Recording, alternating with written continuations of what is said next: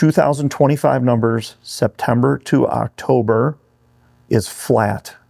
So 0% is the actual number. So month over month is flat versus last year, again, B2B was up 7%, which kind of surprised me. Welcome to the Automotive Advantage. Grow your business and get smarter in just 1 hour. All right, folks, welcome back to the Automotive Advantage. Good to see you. Thanks for choosing to spend some time with us. I'm Jamie Meyer. This is Justin Cesler. We're in the Driveline Studios podcast studio in Pontiac, Michigan. Give us a little bit of time. We're going to give you an unfair advantage in the automotive industry and the automotive aftermarket industry. We're going to be running through a bunch of stuff today. We do have a market index today, Justin, compliments of our friends at MidwayPlus.com. And then there's a bunch of media stuff going on. The whole industry is getting ready for the SEMA show, which is great. Justin, first of all, I want to check in on you. How are you today? How are you feeling? I'm doing great. I did forget to record on your entire intro there, but it saves to this thing as well. And it was probably your best intro so far. So. Oh, you didn't save it over there? No. It saves on. It's saved here, yeah. So if the people at home heard your intro, we've managed to save it through redundant technology. If not, he had a really good intro today, so sorry about that, everybody. Yeah, it is SEMA crunch time. Feels like everything has come down to the wire, as it always does, every single year, every single SEMA. So yeah, I know we have a lot to talk about today. I'm interested to know where we are at with the MidwayPlus Market Index. Since we unveiled it, it feels like we're down, but I would have no way of knowing that other than just the straight up vibes. So are we starting there, or are we starting with the big news on the board behind me? I think we should celebrate and say thank you we have 1,000 subscribers to our YouTube channel. Thank you. Yeah, this is incredible. We've talked about how much one subscriber matters to us, and that sounds like a thing that people say, but they don't really mean. But like, literally, every time we get feedback, one-to-one feedback from one person, 2 people, from 5 people, it feels like the whole world is giving us feedback. So 1,000 subscribers on YouTube is incredible. So thank you, everybody who's listening. We also have like 150 almost on Spotify. Super cool if you're listening to this audio only on Spotify. So thank you over there. I would say, we could ask people to share, but honestly, they've done so much already by commenting, which has been wonderful, by subscribing, which has been wonderful, by replying to our text messages, asking for feedback from everybody, which really does help us shape the show a lot, But yeah, I thought it would take, I guess to me, it didn't matter how long it took to get to 1,000 subs because we're just going to keep going no matter what, but it's been super cool that we're there so quickly. What's your vibe on our 1K hit here? Oh, it's a huge milestone for us.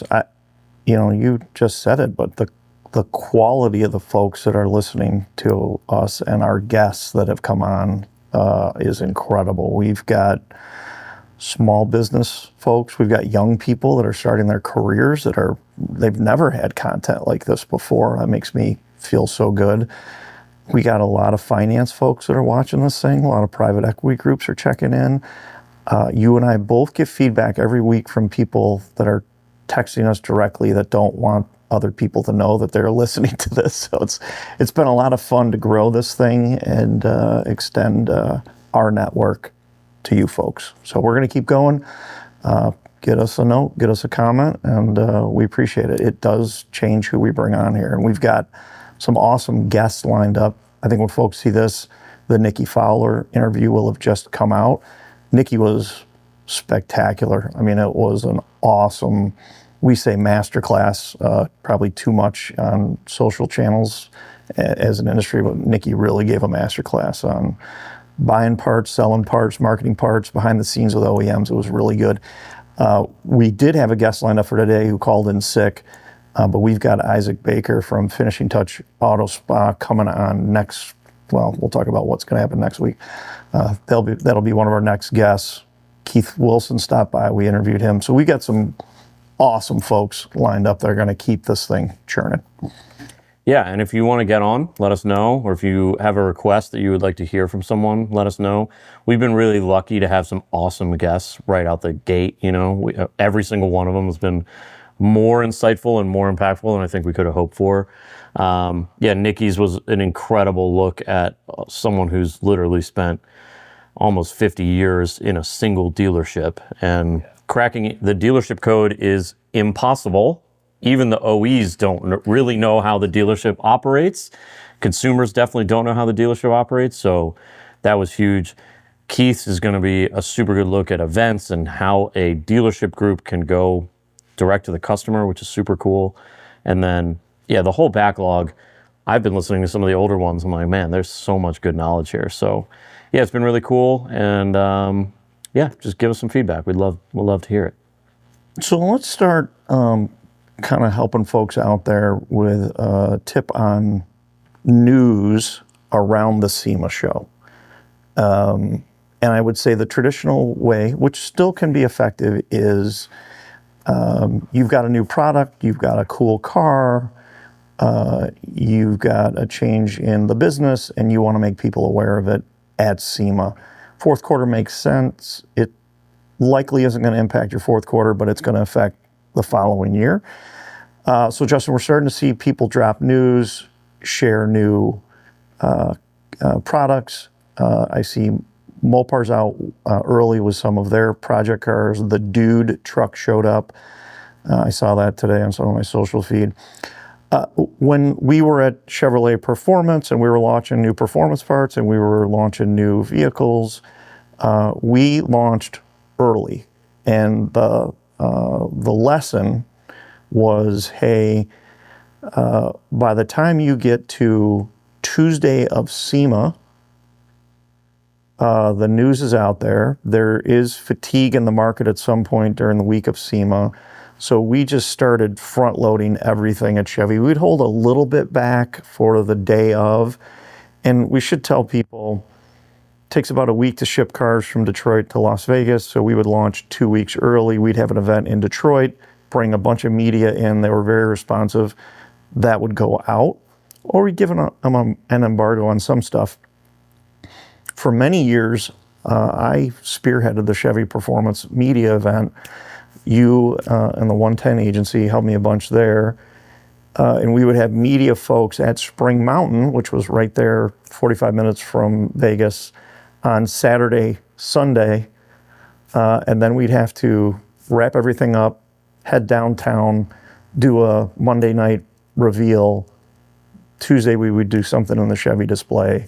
And by that time, it was just complete chaos and everybody was exhausted. But we aren't going to do a podcast. We aren't going to publish a podcast next week for the same reason. There's already so much news. So I think I got the blueprint out there, but add in where you think I missed anything. Yeah, so we like graphs now on this. So here's my SEMA engagement chart. So this is Sunday here. We're up here. And literally by midday Tuesday, this thing just starts to come straight down. And by Wednesday, you may even be trending lower than this. By Thursday, if your news is not out, or if you're planning to release it on Thursday, literally no one in the world is going to engage with it.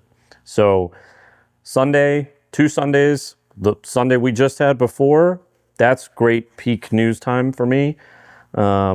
Monday, let's just call this the day before whatever event you're going to. Another big day because people are like, what's going to be in there? I want to know about it. Tuesday, or the day that the show opens, obviously big day, but now you're competing with everyone else on planet Earth. And then either people are now inside the show and are no longer checking their phone for any of this news, or they're not at the show and they're like, cool, dude, I get it. I already saw what I wanted to see. I'm upset that I'm not at the show. I'm going to stop engaging with these things. We see this across industries. We see it in automotive. We see it in the firearms world. We see it at other shows that we support.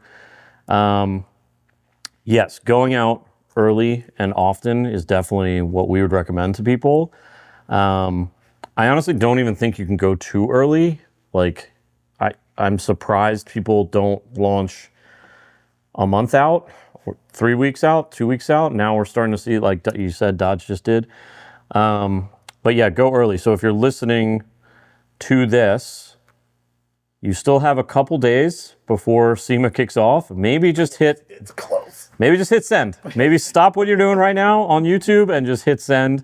The other thing that I didn't know when I was younger and in the media space is if you're getting to the show on opening day, everyone else has already done all of it. They've already probably driven the cars, seen the cars, done the photo shoots, you're way behind here. So if you're gonna try to break news for your audience on Tuesday, you gotta come with a very different angle.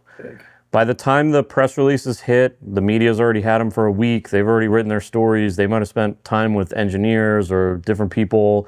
They might have got early copies of stuff. So their stuff is going to drop at the embargo. If you're walking into the show floor and you see something cool, there's definitely time, but don't film it and then be like, oh, I'm going to drop that video on Thursday because you're so late then. It's wild.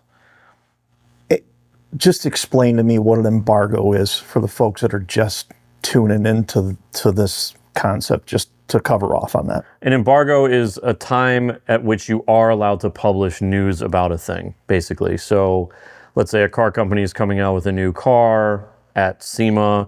They will tell you, hey, you cannot publish this story until 7:30 a.m. Eastern Standard Time on Tuesday, November 2nd, whatever that day is.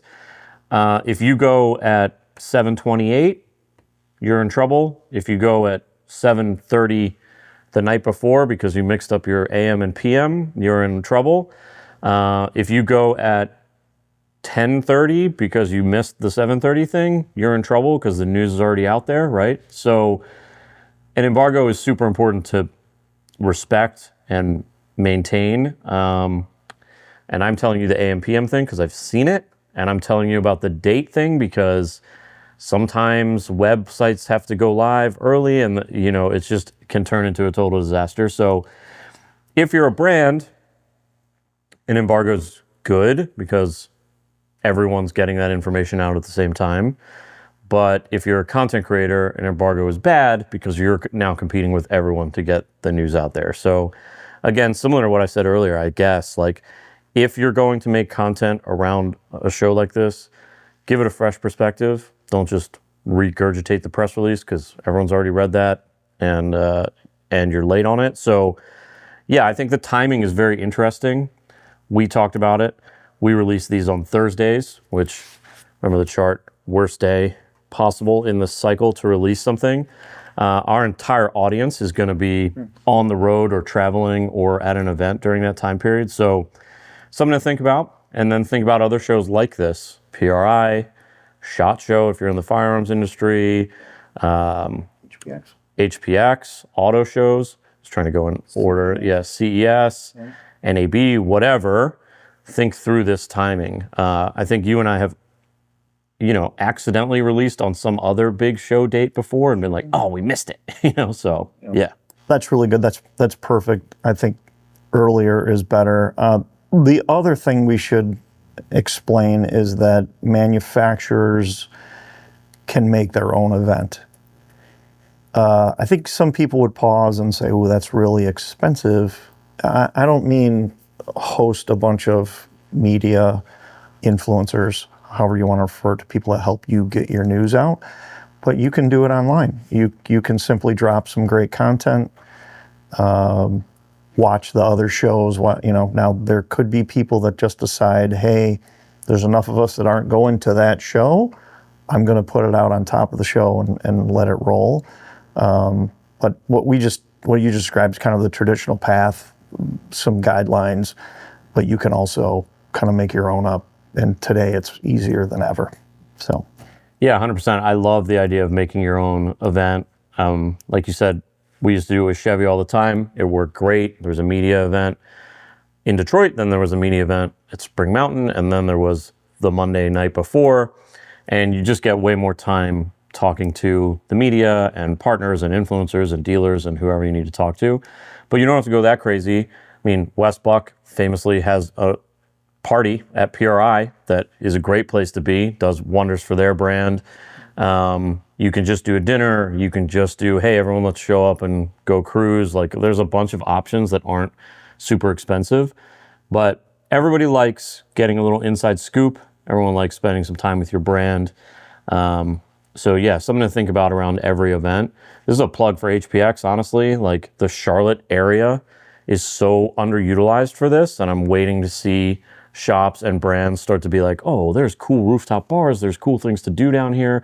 That was some of our excitement the first time we went. So yeah, you don't have to rent a racetrack and build 50 cars for it. You know, you could just unveil a car in front of a restaurant. You could just have people look at your product on a rooftop. I mean, there's a lot of cool stuff to do there. And maybe for SEMA it's a little late, but for PRI, SHOT Show, auto shows, HPX, like, it's plenty of time to put one of those plans together. We've got our agenda. Maybe we got the index next, but maybe we should go to the events discussion or media. And let's go to the media one, because I think, you know, some of what you're dovetailing into for me is traditional media right now is just all over the place. You know, print is holding on. We had Galimi on who explained about a lot of what's going on there. There's still digital elements that are just, I would say, traditional stuff that we've just seen in the last 7 days have been uprooted, and they're major players that are getting pushed aside. You know, back to the media thing, you have people with an iPhone, you have people that are streaming stuff. You can just go live, and you can have a crowd of just people that can be extremely effective. One of the observations that came our way this week is, you know, man, there just aren't a bunch of grassroots reporters or photographers out there anymore. And you and I both grew up in this industry, going to events.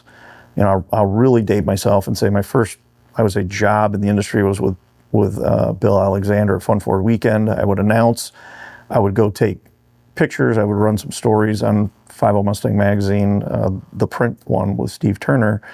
You grew up with GM High Tech, but you and I spent a lot of time standing on the starting line of the drag strip taking pictures, and you know, it's kind of dawned on us there aren't a lot of those photographers left anymore. So you went further that path than I had, but where have all the photographers gone that are covering this industry? Are they just gobbled up and I see them as influencers in other forms?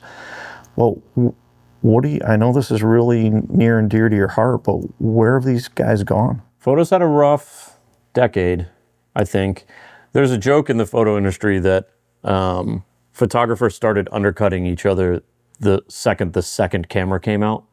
So it's kind of always been a dying art form. Like, literally, they made the first camera, the second guy came out, he charged less. And it's just been downhill from there. So I think you have a pricing structure that's hard to deal with now. I think Instagram used to be a photo app, and then it became a video app, and then people just don't need photos as much as they need video content. So it's been harder and harder for photographers. Obviously, if you're a brand and you're like, I've got $5,000 to spend on media for a weekend, Reels seem to do well for us. They bring in engagement, they get shared a lot. Photos don't. Okay, that's harder to justify. But I think what a lot of people forget then is like, right, but what are you going to put on your trade show display next year? What are you going to put on the side of your rig? What are you going to put on your website? What are you going to put in your catalog? Like, that's all photo stuff.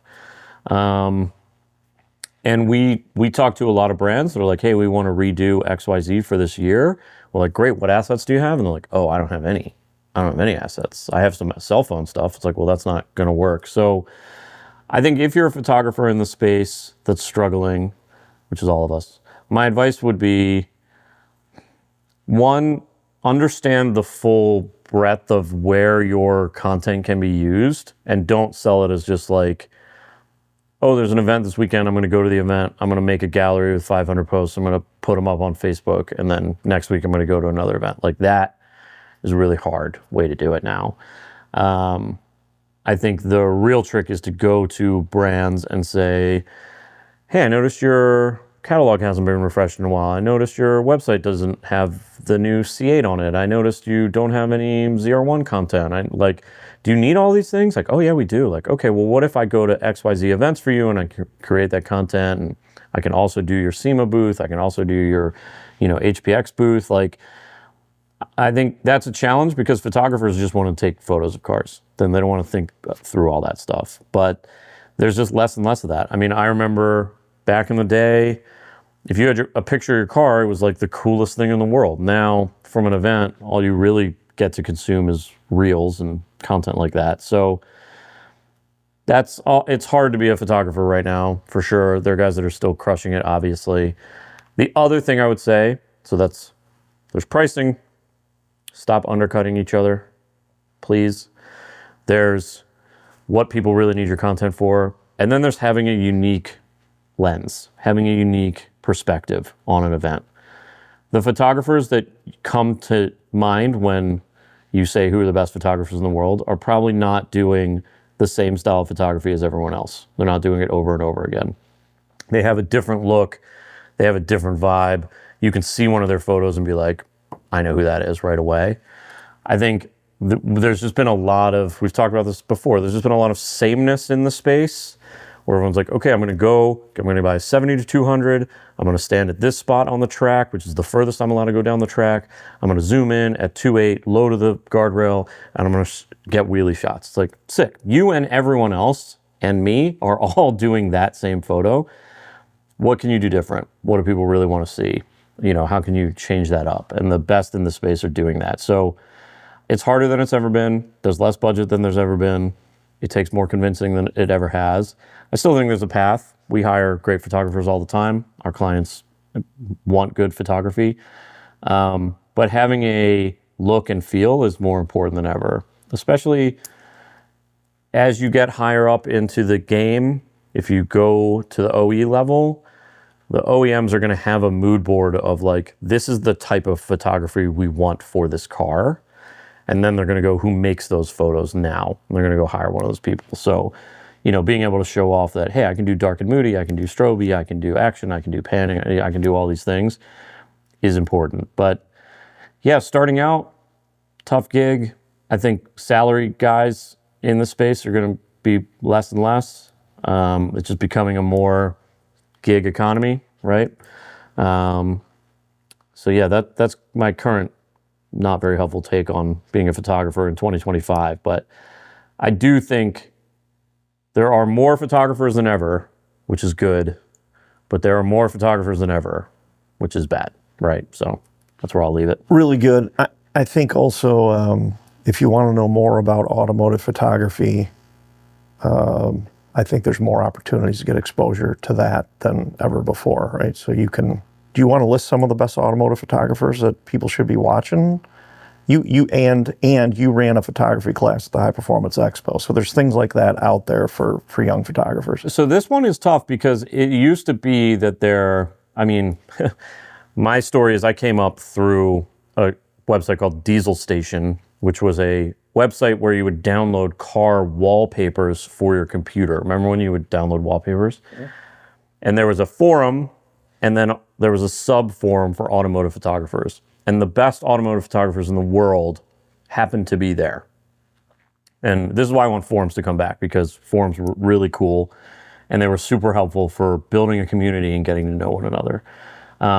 So yeah, all the best. Guys like Richard Thompson, Andrew Link, Jeremy Cliff. They were all there before they even knew how to really take good. Well, Richard just came out that way, but the rest of us were trying to learn and then got better and then met each other and then kind of grew from there.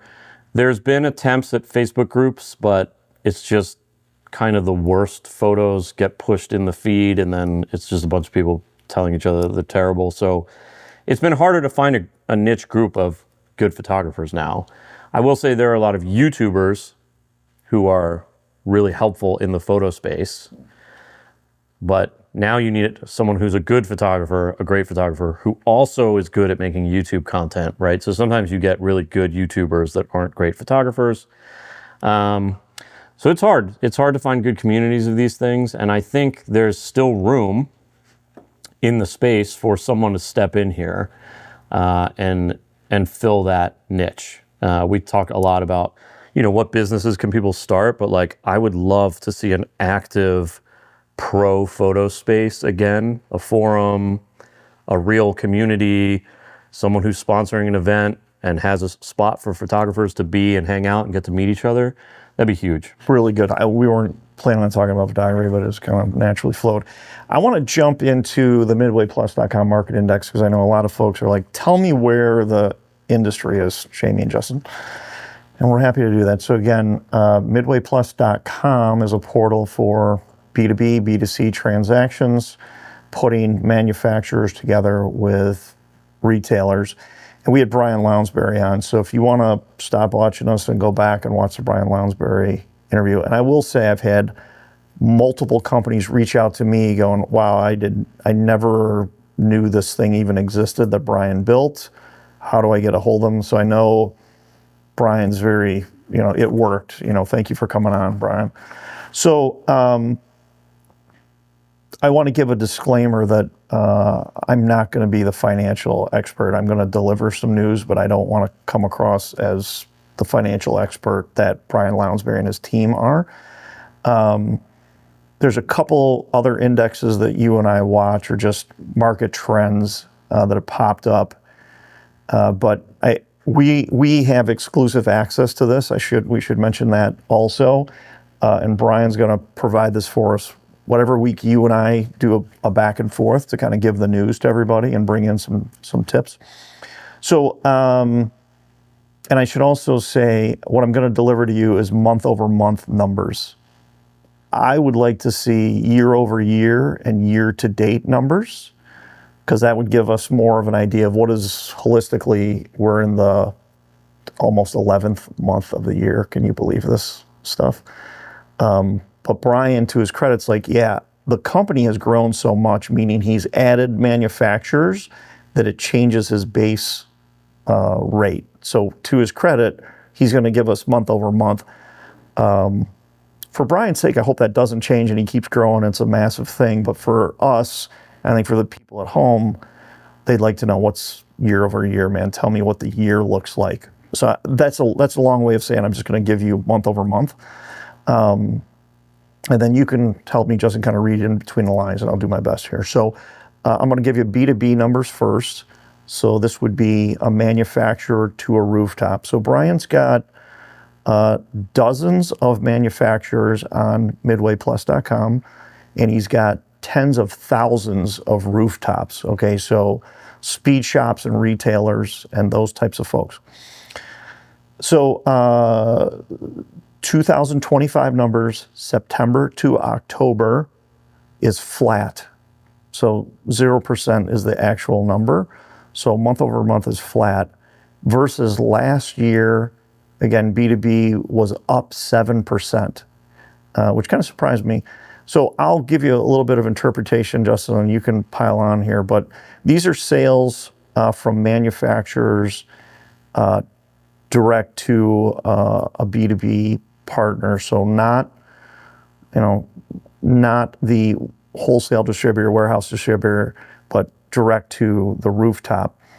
I would read this as end of the year, things are starting to move at those facilities, and they might be stocking up a little bit, but it's flat, so you can't read into that. For me, if that trend were to hold true, 25 is going to shape up worse than 24, which from my MidwayPlus.com index and my John Urist index, which is our euphemism for the feel on the street and the guys that report into us, 25 has been a really, really bad year. 24 wasn't great, but I think people cut margin. They did what they had to do. I will tell you what manufacturers will do at the end of the year to make the number is they're going to give you a deal if you're a rooftop. They're going to say, hey, I know you still have 10 of my fuel pumps. If you take another 20, I'll cut 10% off the cost or 20% off the cost. So that's the B2B number. Justin, does that reflect how you feel about the industry and what we've been hearing? And one more piece I'm going to tell you. What I think I'm going to hear next week in Vegas is everybody's going to tell me, yeah, the market's down, bro. The market's down, but we're up. That can't be true for everybody I talk to. So I'll let everybody follow at home to see if that works out. That's the B2B numbers. Justin, how do you think that feels? Yeah, I mean, that seems to make sense to me. Like, one, I think people just aren't stocking anymore, really. So I wonder, we did talk to Brian about this, and we actually talked to Nikki Fowler about this quite a bit. The people that stock can buy at good deals, and they can make money when they sell. And the people that are just one-to-one on demand, customer just came in, they need this blower, I'm going to order the blower and get it here as quickly as possible and have to pay shipping and stuff, like that's slimming the margins quite a bit. So I think B2B, this sounds right to me. I wouldn't want to be in a position where I just spent a bunch of money on stock either, especially coming into trade show season, because we know everyone's dropping new things right now. I'll give an example here. HP tuners. I just bought an MPVI3 like 2 weeks ago, and then they dropped the MPVI4 yesterday, pre-SEMA release. So, sucks to be me. You guys do have my address though if you need me to send me one. But it's, I think a lot of people are like, I'm not going to order right now because a lot of new things are probably coming during trade show season. So this would be interesting. This is a good case for year over year, because I would like to know, is this an every September to October type of thing? Or are we flat or up or down compared to trade show season last year? So yeah, I think I don't have too much insight here, although that feels right. If you would have said it's up, I would have been surprised. How about that? Yeah. No, that's fair. And I should say this, I'm gonna mix topics here a little bit, but the value of a new product really shines through in the fourth quarter, right? The new product launch, like we just talked about, it drives interest in your entire portfolio. I'll say that again. When you drop a new product, everything gets lifted, and it sometimes isn't even a part that's related or a car that's related. It just drives attention in your brand. It gets traffic to your sites. If something's going on, and it reminds you of a product that was launched a year ago. Oh, I forgot to pick up one of those. So I think that's what's going on from a B2B standpoint. All right, so this is the B2C. So this is business direct to consumer, and more manufacturers are going direct to consumer. This is an interesting trend in the last few years. There are still companies, as Brian very eloquently described, so did Nikki, right, where the wholesale distributor is everything, and they handle everything for manufacturers, and that's just where you get the part. B2C numbers, according to MidwayPlus.com, 2025 September to October numbers, down 3.9%. Last year, 2024 B2C numbers, September to October, down 5.6%. I would say those numbers are about the same. So we're down 4% now, B2C. We were down about 5.5% last year. For me, that's the trend. Consumers are not buying products as they have in the past. And I think this is probably a trend for the last 3 years as this contracts. So I think a lot of what you and I feel is probably that consumer number more than the B2B play, which is, again, your shops that are stocking up on parts, getting a deal on superchargers, just making sure they've got the hot movers. But the consumer, I'll say confidence, consumer enthusiasm for performance parts is down 4% month over month. I mean, that tracks for me for sure. One, I think we're coming to the end of the year somehow, and people are realizing like, oh man, like the bank account's a little lower than I like it. There's uncertainty with jobs, especially if you're a big company right now. I think a lot of people are pulling back a little bit. Then, I mean, we're in Michigan. You just had the last drag strip day of the year. Like, that's done. I just put wheels on a car, and I know I'm not going to drive the car for like 6 months now because we're about to go into winter and I don't want it out in the wild. So like, it feels like all the spending is done, especially in the Midwest. Now everyone has to travel, go to shows, do holidays, get through Christmas, and then, Tax season. just like Brian said, tax season. Yep. But just like Brian said, then it starts to trend upward for the rest of the year. So this makes sense to me. It's not alarming. The other thing I would say is all the industries that we deal with are down as well. So it's not as if, people just don't like cars anymore because they're into XYZ. It's like, no, people are just spending less in general. There's just less to go around.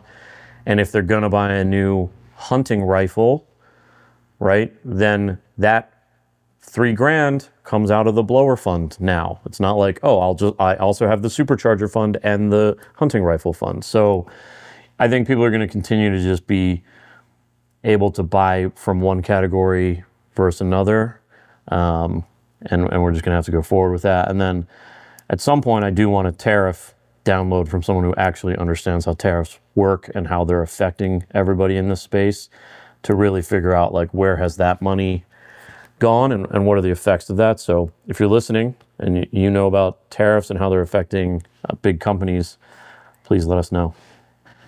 Yeah, so that was the market index brought to you by MidwayPlus.com. That'd be a great company to advertise with us, don't you think?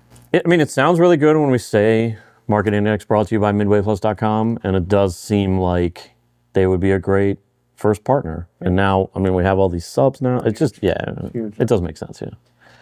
All right, two other, you and I have been talking about this for years, right? There's two other things that we watch that affects the entire automotive and automotive aftermarket industry, right? Like the new car average transaction price has now gone over $50,000. That's the cost of a new car. We have talked about this before on this podcast, and we haven't been around on the podcast forum for a long time, but we've been talking about this for over 5 years in other formats of the Automotive Advantage. And then car repossessions, folks that took out too big of a loan on a new expensive vehicle is at, I think it's a 15-year high. So back toward the financial crisis of 2008, 9, 10. And I love your point about the fund for the supercharger or the hunting rifle or the kids' braces or whatever. There's just less of that money to go around because we've got this creep about everything's costing more money. We're now at $50,000 for a new car. And a lot of it is the performance. Cars that have built this entire industry are just so expensive, and it has kept up with the used car cost as well. So it's just something we need to watch and make everybody aware of. And you may make a product that you don't think it is related to a new car or new truck transaction at all, but I'm telling you, because that truck costs more money, there's less money to buy your race part for the circle track car that goes into competition. So I don't know, do you want to pile on anything else there? I think this is a rant everyone's familiar with, but Porsche just posted that their profits are down 99% or something like that. Even though they're charging way more for every car, but that was just greed. They just kept jacking up pricing. Every Porsche got more expensive. They made it harder to buy them. They jacked on $100,000 ADMs onto the top models. People got tired of the game. Like, that has to be solved at some point. Like, Porsche is a car that was obtainable for people back in the day, and now way less so. I saw a thread on Reddit yesterday. Guy was like, hey, I'm at the dealer right now. Is this a good price for a new Supra? It was $80,000. Like, a Supra's cool. It's not $80,000 cool, I don't think. And the consensus in the thread was like, no, man, I paid $65 for mine, and I wouldn't pay more than $60, even as an owner of one of these things. Like, yeah, the fact that the average car from not even that long ago to now has gone up so much. Raptor, great example. Window was 79. COVID hits, it goes up to 94. Same truck, comes back down now to 80, but still games on it. That's weird. ZR2, when I bought my ZR2 in 17, the most expensive one you could get was 46. Today, better truck, cooler, 35s, whatever, 65, 67. So, you're talking $20,000 delta from 17 to now. That 20 grand is 20 grand that I would have given to buy Method wheels or a supercharger or whatever, and now I don't have it. On top of that, no one's buying these cars cash. So not only are they buying them for 62, 65,000, 80,000, but their interest rate is way higher. So their monthly payment is way higher and everything else is more expensive too. So like how anyone's modifying your car right now is pretty unbelievable. And the fact that everyone I know is actively still modifying cars is pretty impressive to me. But like, yeah, it's getting harder and harder for sure. Something has to break. I saw interest rates came down today. I think. So a little more easing there would be great for everybody, but it's hard because then I guess for me, I'm like, okay, well then people have to make things cheaper, but it's like, but making things cheaper is just a slide into having less money too. So I don't know the fix, but it's interesting to watch. Yeah, let's just keep track of that. We're going to bring it up until it breaks, I guess. Justin, let's go to the next topic, which is events, car shows, drag racing, lifestyle events around the automotive industry are about the only source of a company reaching a consumer that by being at the car show, they're into cars and you break through that wall of an AI generated media, which is something we're facing together as an industry. There's a bunch of bad news about auto events in the last 2 weeks, right? We had this cars and copters event in California, and then a Gatlinburg kind of takeover disaster, which leads you to the theory of have we made these things too big? And it dawned on me this past Sunday. I was at the drag strip. You mentioned this. We had a Fox Factory F-150 there with a supercharger, which absolutely rips. Kirk Senko was there, Procopio Cusimano was there, Ben Kaminsky from the SEMA Garage was there with me. And it was just a test and tune. It was just a test and tune at your local drag strip. And it was nuts. It was the last day. It was 55 and sunny, which in Michigan is like the best day. We all know you make more horsepower on cool days. Everybody was flying. They're also breaking stuff, which is, but it dawned on me, man, this simple event is just so refreshing. I don't have a bunch of rules. I don't have people screaming on the loudspeaker about, the race of the century kind of stuff going on. It was just people out enjoying cars, trying to go fast on their own set of rules. So we're still going to have monster events. How we're going to one in Vegas, right? Like it's still over the top. But what's going on in the culture with cars? How do manufacturers still lean into these events and still find great customers who obviously love their product and love being around their cars and love putting money in their cars? And are there any dangers that you see from having too much of a good thing? It's funny because we complained for 10 years that no one was into cars, and now they're into cars, and we're like, there's too many people into cars. So like, I understand that it's always a back and forth thing, but like, yes, there was definitely a time where we all sat around and were like, hey, no one's coming to the drag strip. What if we added drone racing? What if we did jet flybys? What if helicopters could come in? And now people are doing that, and we're realizing like, oh, okay, this is too much now. There's like huge hordes of people. Everyone's trying to get in for the gram. It's just like, I feel it. I'm talking to people all the time. They're just like, I don't want to go to that event. It's just like too much, man. The line to get in and the fees and I don't need I don't need a jet flyby. I just want to see cool cars. So in a cool way, this like purist thing is coming back where people are like, I just want to go and just be calm. I just want to see a normal thing. I went to a local Cars and Coffee by me at this place called Captain and Bird. Captain and the Bird? Captain and Bird. It was so zen. It's like in this little warehousey district. It's an art gallery type of thing with just cars in a parking lot. Got to come through the middle. It's kind of small. It's only 50 cars, but like all kinds of cool cars, all manufacturers, people just walking around drinking coffee. There's no DJ, just cars. And I was walking around, I was like, man, this is so zen. Like this feels like a nice Sunday activity. as opposed to there's going to be a drift pit and a monster mash and it's like, okay, I don't really want all this stuff. So I think it's cool, obviously, that the big things exist. We heard from Monterey Car Week that it got taken over by a bunch of YouTubers and Instagrammers, and people were revving and lighting cars on fire with crazy exhausts, and people were over that. H2O got ruined previously, and all those dummies seem to have gone to Gatlinburg to ruin GAT and go to, gas stations and do the same thing. Cars and Copters was just a unfortunate event for sure. I mean, helicopters crash, that is the thing that happens, but does this need to exist like this, or could we just have a car show and they can go to the airport and look at helicopters? And then I think we're going to see that. I think there's going to be a return to hey, let's just chill out. Let's just have a regular event. You don't need fireworks. You don't need all this stuff. Just come for the cars and enjoy it.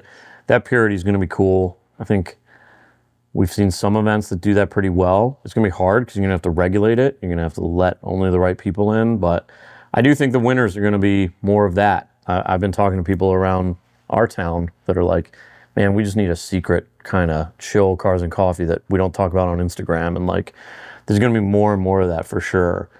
But if you're an event person, you like big events, you like big ticket sales, you like all that stuff. And we've talked to Kurt Johnson, we've talked to other people, when the track's down, I want something else to do, right? So just that balance there. Justin Keith just had his event. Sounds like we got some weather. Had some bad weather, which sucks because we were really, really rooting for that event to be kick-ass. It sounds like they had a great foundation there, though, but that's a good pairing to me. Drag racing, eating good barbecue, that's fun. It's not over the top. There's a concert at night. That's a cool thing. But yeah, this over-indexing of crazy events is definitely put a damper on the spirit of a lot of people, and I think people are get off my lawn about it a little bit. But yeah, I would like to see a return to a much more chill, car-first environment. I think that's a good overview, but I think let's give some advice to vehicle manufacturers, car builders, parts manufacturers. I think it's pretty obvious, but do your homework before you go to these events. And I think when Keith Wilson's interview comes out, where he goes into great detail about how they evaluate a show and an event, really pay attention to what Keith Wilson's going to tell you. Because it's not just the numbers of people through the gates. Oh, 100%. I mean, spoiler alert for the Keith episode, he and Nikki, I think, both talked about going to an event and realizing that they were playing the wrong music in their display. They just didn't know the audience well enough, and they were playing whatever corporate rock and roll, and it was not that type of an event. Overnight they adjusted, changed the music, and had more people come in. So yeah, as you plan out your calendar, you should be exploring these events in advance, sending a team the year before you plan to go, and really be what is the vibe here? How many broccoli-headed kids are there? What's the vape to normal person ratio? Right? Try to figure all that out, and then dial in your display for that crowd. Obviously, keep your brand intact. But yeah, I think there's going to be more and more of that, especially as these things scale. I'm imagining there are people taking regular displays to some of these takeover events and being oh my God, this is not working at all. No.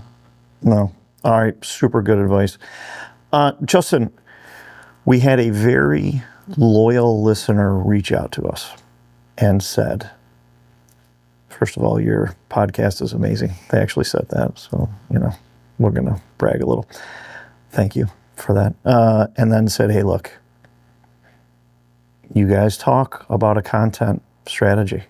And you guys point toward Justin Keith as a guy who has an amazing content strategy and who's doing $600,000 a month at a speed shop. I hear you. I'm paraphrasing. It was a very well thought out, long letter to us. And he said, look, I explored it. I looked at doing it, having somebody internally do my content. I've talked to a bunch of agencies, but you guys are talking about something that's really expensive. So I'll say yes, it can be expensive. I'll also say it can be shockingly affordable. I'm trying to give, like, as the client in this relationship, I've spent $500,000 to $700,000 a year on social media content, and I've spent, I want to say nothing, but I'll say I've spent very little or made it part of an employee's job, which I think is probably where a lot of folks get started. Like, hey, are you good on Instagram? Welder, like, could you do some Instagram stuff for me? It's a pretty straightforward ask. You do these types of quotes every day, but can you walk through, where do we start with a shop that says, all right, damn it, man, I'm watching this podcast called the Automotive Advantage. They're bringing in real examples of content, social, finding the media, finding the customer. How do I connect with the customer? Real examples, and they're bringing in examples of people that are blowing it out of the water and changing the course of their company's projection. Where do I start, Justin? Where do I start? And then let's develop a couple tiers of budgets so that it makes sense for someone. And there are people that are watching this that have spent more money than us, that have done bigger things than us. I get it. I think this is more for the person that's gets it, they want to start, or they're like, look, I got something kind of going, it's kind of working. I know I've got some channels that are working, but how do I take that next step? How do I have a full-time staff? How do I really get my way in there and get share of voice? Justin, take it away, pal. Well, it's a hard one. This should have been the whole pod. Okay, a couple things. One, I would say you can't operate half a CNC machine. Okay, so if you want to start CNCing billet aluminum parts, at some point you have to buy the CNC machine, get an operator, get it shipped to your place, level the floor, put the CNC machine in, have a sunk cost of buying this Haas CNC machine, and then operating it for a period of time until you make your money back. You can't like level the floor and then be like, when's it gonna start working, right? And I think a lot of people try to look at marketing as like, well, I just want to incrementally do it the whole way to completion. And it's like, well, at a certain point you do have to invest to make the next step sometimes. You may get lucky and be like, oh man, I'm just best friends with a kid who's amazing at making Instagram content. Sick. Hey kid, we're buddies. Why don't you come in and run my Instagram for me? That might happen to you. It's funny when you look at Justin Keith, all the people he happened to be friends with 15 years ago all happen to have that same vision and all went and did it. Where he is today is not where you should be looking. Where you should be looking at is where he was when he started. And how did that start? Not what is he doing now. It's just like, don't ask rich people what they do now. Ask them what they did before they were rich, right? So I'm going to start off by saying you're not going to be able to piecemeal your way to the whole thing. At a certain point, you're going to have to dive in and make the investment to scale your marketing department. That said, before you do any of that, we talk about this all the time.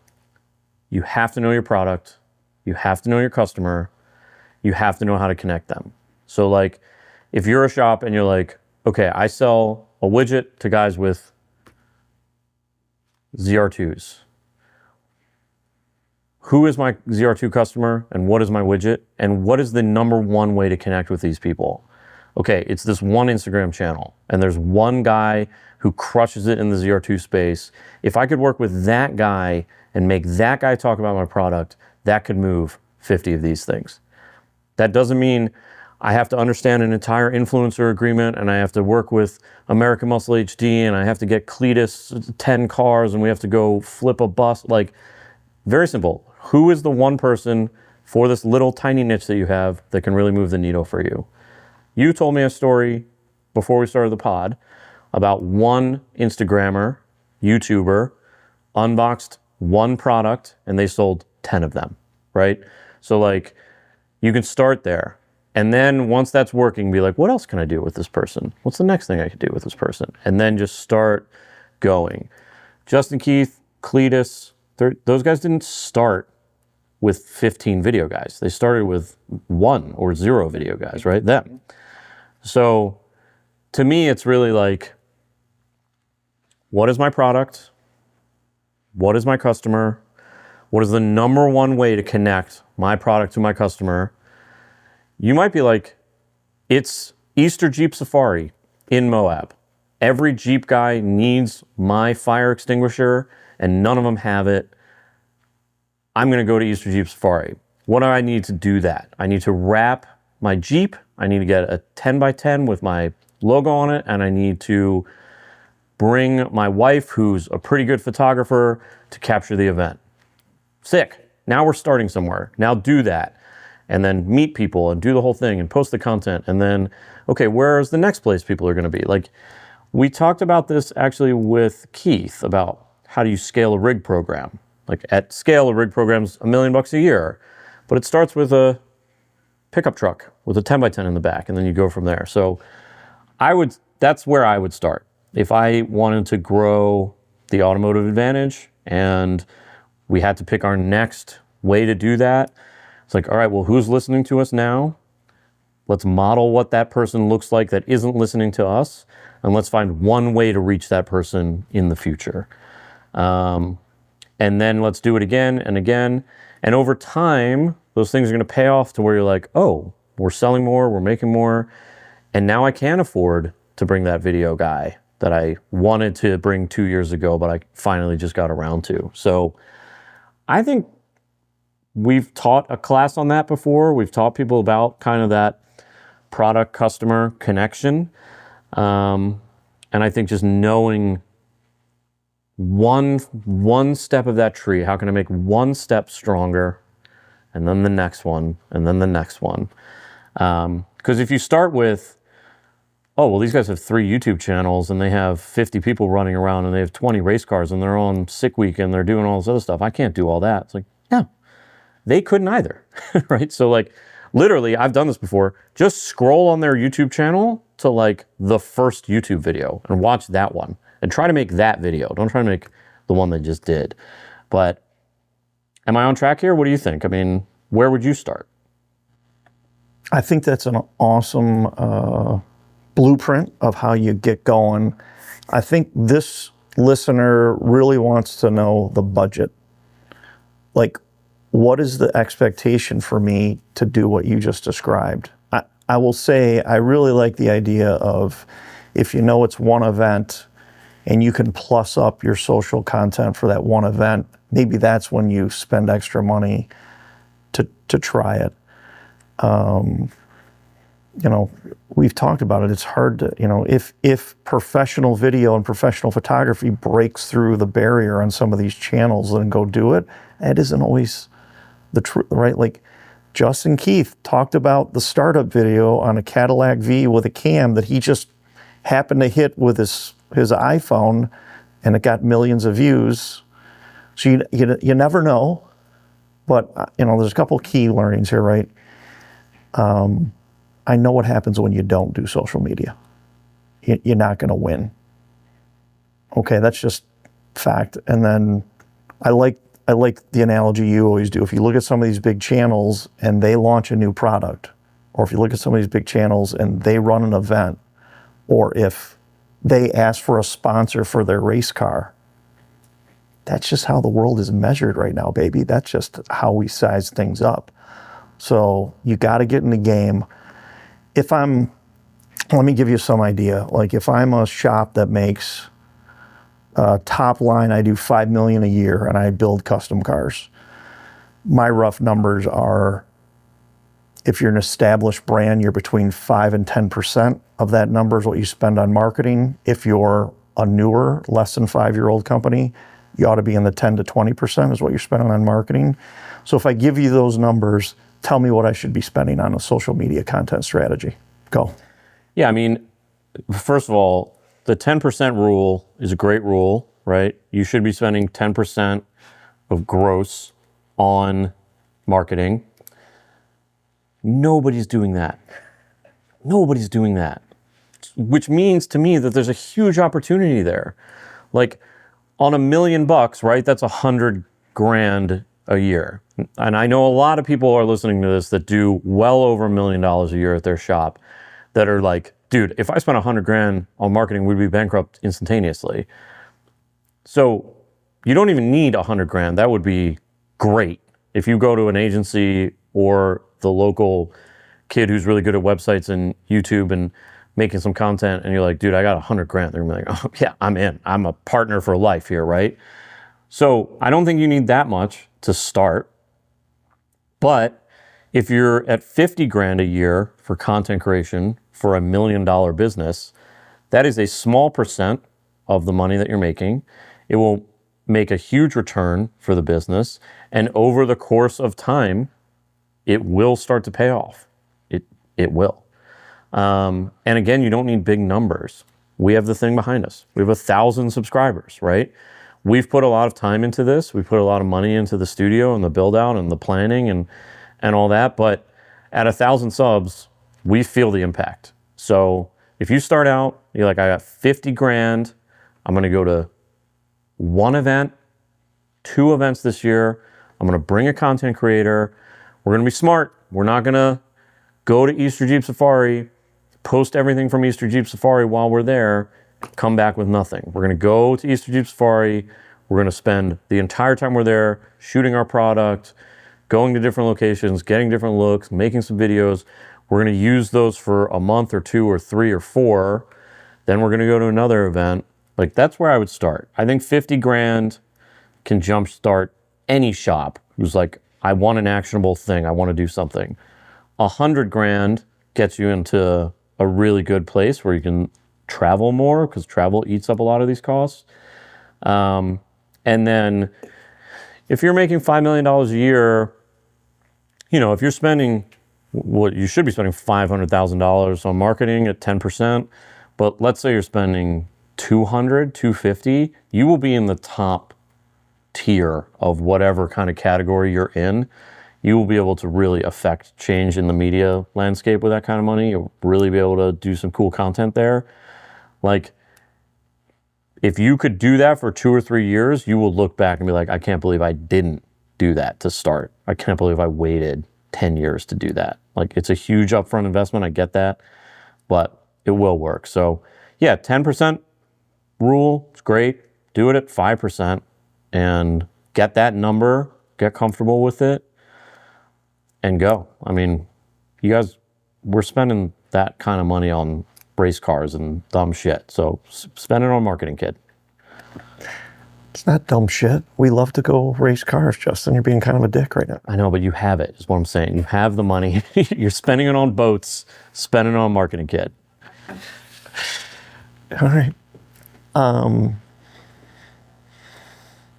There's just a couple comments. I think this is really important for people that have made it this far in the podcast. They'll appreciate it. Remember, Lounsbury talked about the private equity held companies, and the difference maker is they're spending money on marketing. And we're hearing so many of them pull marketing. That's the first thing they do.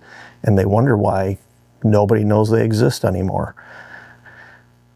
I've watched private equity finance people be emotionally impacted by social content of a company that they were about to spend over $50 million on. The most hardened, financially stout people in the emotionally impacted by great social content. It's a big deal. It's a big deal. So, all right, I think we beat that one, but it's hopefully that helps our listener. Comment, let us know if we did a good job there. A lot of people don't think about this, but you can and should meet with people and have this conversation with them. So, you know, shameless plug.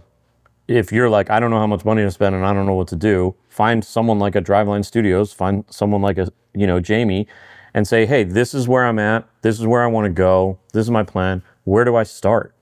And maybe they say, oh man, for 5 or 10 grand, we can sit down with your team. We can go through the whole plan.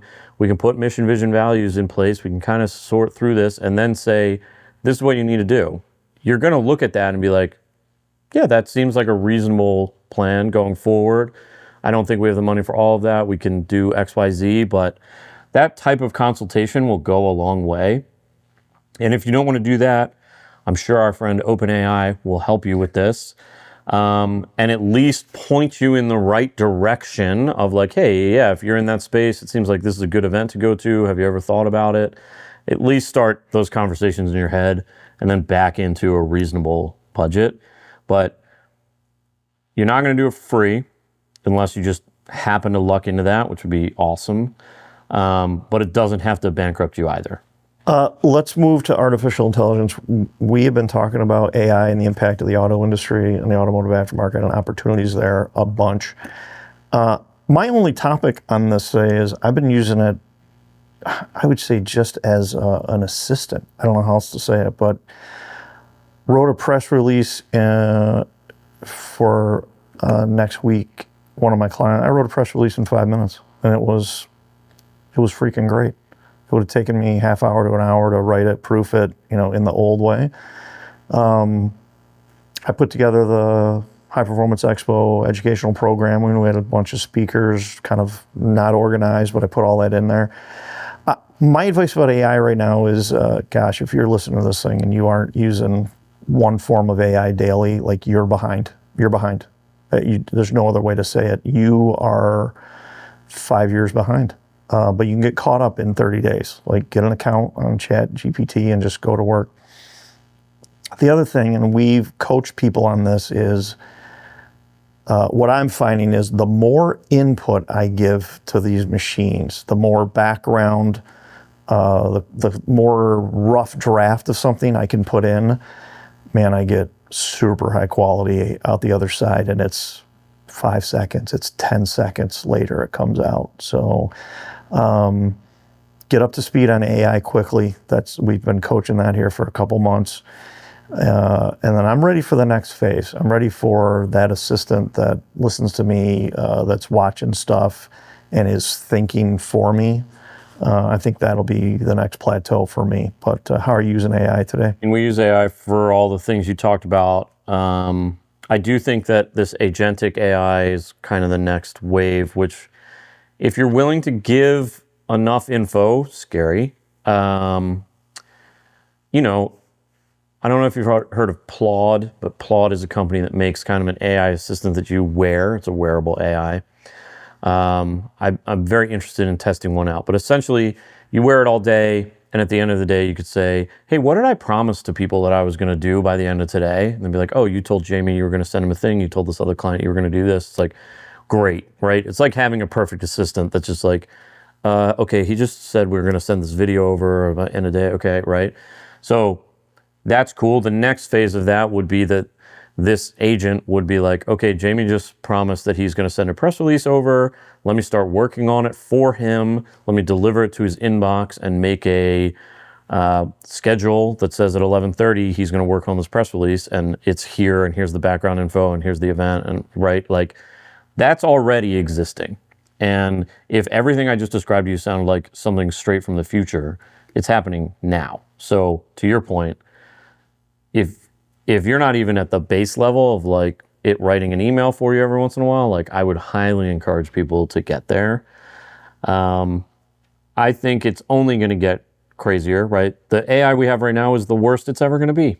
So it's just going to get better and better. OpenAI is doing a lot. Sora, right? You've been playing with Sora. We talked about Sora in another meeting earlier today. Incredibly powerful. Weirdly powerful. Give me your Sora thoughts real quick. Did you get first of all, Sora is an invite-only app. I was able to log right on and start an account. Did you get my invitation to join? I did not, but I am in as well.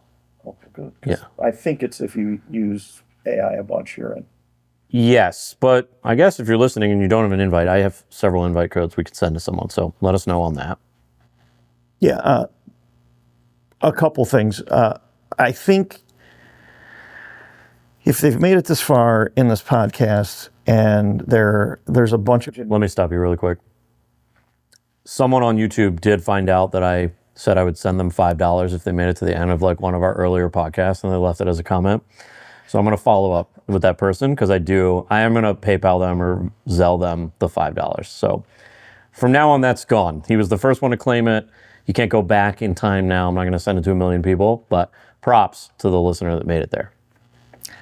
Good. I'm glad to hear you're paying your debts. I think folks could watch this and go, they're just marketing and sales guys. They're just talking about AI putting out marketing content. Oh no.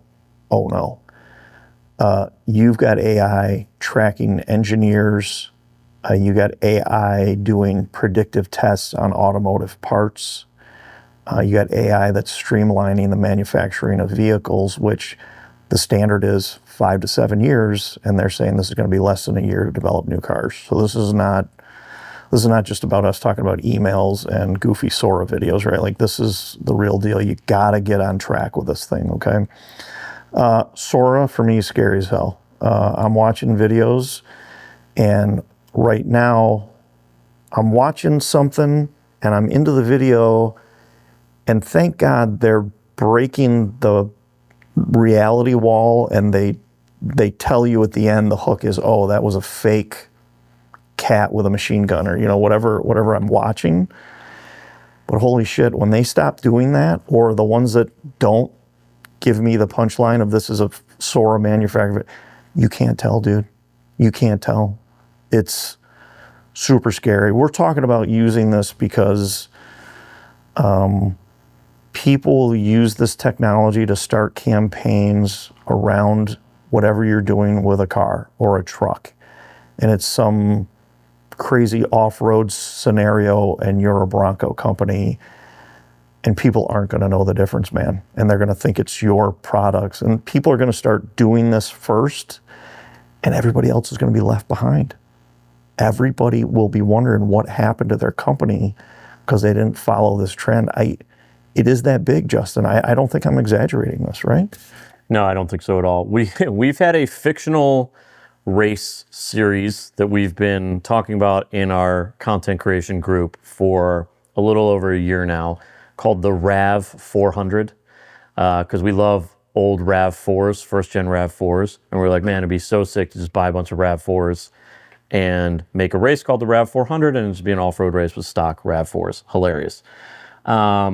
Now we've decided, last weekend we decided, that we think we could have the entire race, we think we could launch it, have a website, have AI registrations, have driver profiles. We think we could pull off the entire race with video, with a live stream of the event, entirely in AI. And I think we could get legitimate, real sponsors, because who cares? If people are following along, why not sponsor it? Yeah. I think we will see completely fabricated events in AI. I don't know. I've been talking about Weber Valley Speedway forever because I love them. Did you see the latest Weber Valley Speedway news? So Weber Valley Speedway, if you're not following them, is a AI fabricated dirt circle track. And it's one of the coolest things on the internet, I think. They started on Facebook, and now they have an Instagram channel where they're putting Sora created reels on it. They had one recently where the Sora video was that the power company kept cutting off their lights so that they could intimidate them into paying their bill. So the video is AI generated, people going around a dirt track, the lights cut off, they turn back on, it's a big wreck, everyone's upside down. The local NBC News affiliate does not know that Sora exists, and they don't know that Weber Valley is a fake. Yeah. And they run a story about the power company cutting off the lights at Weber Valley. Now, Weber Valley has Salina 52, and there's a police station involved in this whole thing, but Weber Valley is a legitimate track as far as I'm concerned at this point. I don't live there, but I'm up to speed with everything that's going on in their little AI fabricated world. They're making the news now. So yeah, it's happening. And in 5 years, there are going to be entire brands that are built from scratch, just from somebody's mind. And they're going to be races, I think, and there are going to be events. And if all of that sounds absolutely insane to you, it is, but it's happening, right? So you got to stay on top of it. I'm excited to see real brands enter the space. Yeah, you're describing it. I'm thinking, well, geez, F1 did that with 2 fake teams in the F1 movie that came out. So you could take the F1 race and you can Sora modify the race, and your fake F1 team could be on the podium. This is not crazy. This is very doable right now. And you can be fast too. Like I saw, there was this is real news, I believe, a truck with aggressive monkeys that have COVID and hepatitis recently overturned and escaped. Is it real?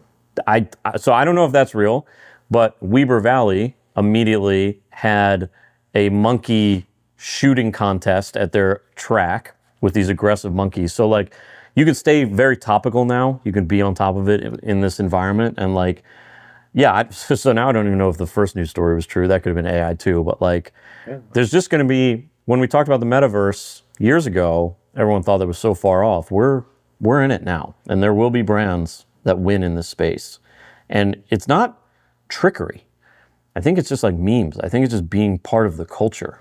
And it'll be interesting to see who can weave that correctly.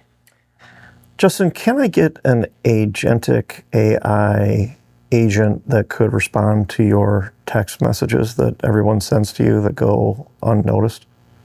Yes.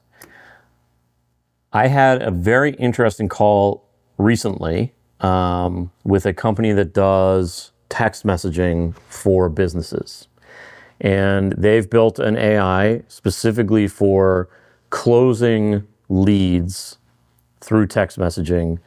And they were telling me some pretty advanced stuff that was very interesting. But essentially, someone would come to your website at midnight. They would fill out an interest form that they want to get an appointment at your wrap shop. You're not going to wake up till 7 a.m. So you have the most interested customer you could have. And 8 hours later, they're back into their regular life. So this service would come in right there and text them. But they've trained it to like misspell things and then like add another text where they put the little star and spell it right. So it seems like a person. They've taught it to like double reply to things, like one answer and then be like, oh, and this other thing too, right? So that they're doing things to make it seem very human. I think you could also just be upfront and the text would be like, hey, I'm an AI. I know it's midnight. The shop doesn't get in until 7 a.m. But like, how can I help you? What kind of questions do you have? Well, how much does a wrap cost for a Bronco? Oh, it's between $6,500 and $10,000 PPF, blah, blah. This is our warranty. Okay, well, how booked up is the shop? Well, the shop's pretty booked up. But we can get you in the next 2 weeks. Again, I'm an AI agent. I'm not trying to trick you into anything, but at least I can get that going and then be like, would you like me to schedule you a time on the calendar to talk to someone at the shop? Yeah, let's do it at 8 a.m. Boom, you're in. So if I start answering text messages in a timely manner, you know it's not real. You know I've signed up for this service. Yeah, and I'm good with it. It's fake Justin for sure. Man, I think that's it. I think we've given these people an unfair advantage this week, don't you think? I do. And that's the pod.